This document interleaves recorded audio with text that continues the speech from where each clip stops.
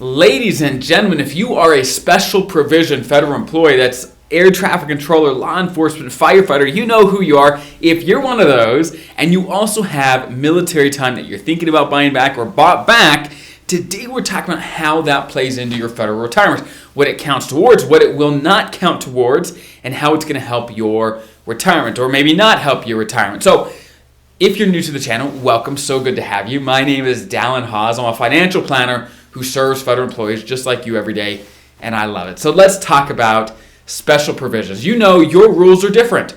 Under special provisions, you can retire if you are at age 50 with at least 20 years or 25 years at any age. That's a lot sooner than normal federal employees can retire, and your pensions are more generous, which is fantastic, okay? So we like that being special provisions, but what happens when you buy back military time?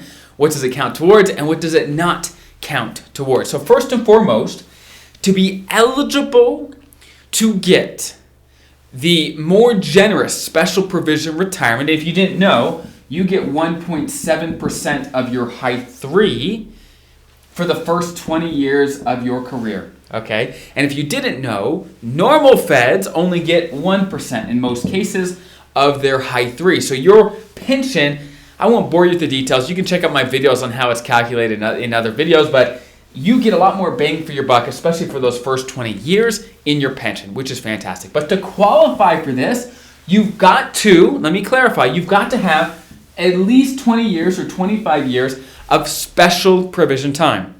Time that counts as special provision. If you only have, let's say, 10 years where you were a special provision employee and then you went and took a normal federal employee job that was not considered special provision, then you may not be eligible, you're probably not eligible for the special provision retirement, which allows you to retire early and get a bigger pension.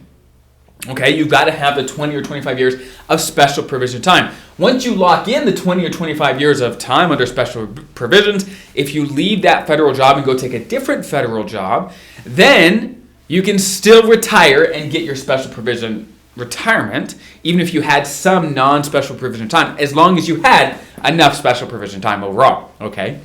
Now, with that being said, let's say some of your time is military time you bought back. If that is the case, and I've got whole videos on whether or not you should buy it back or not, go check those out for that decision. Long story short, your military time bought back will count towards your pension, but it won't count as special provision time.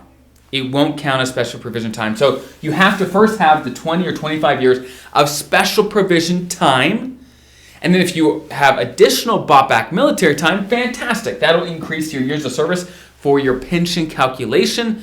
But again, you've got to first have your special provision time first before the military time kicks in. And keep in mind, while having bought back military time will count to increase your pension, we like that, it won't count to increase your first supplement. So let me give you an example. Let's say you've got 25 years of special provision time and you bought back 5 years of military time. So overall, you got 30 years, 25 of special provision, 5 years of bought back military. So for pension purposes, they're going to assume you've got 30 years, and that's the number they use.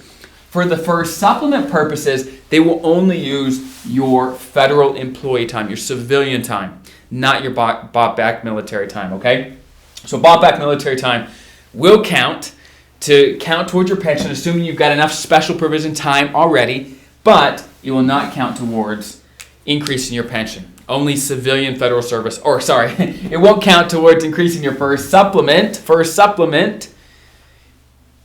It will only count towards increasing the pension. So I hope that's helpful. And if you want to know more generally about the first supplement or any of these things, I've got whole videos on each one of these aspects, so check those out. But I hope that's helpful, and I'll see you in the next video.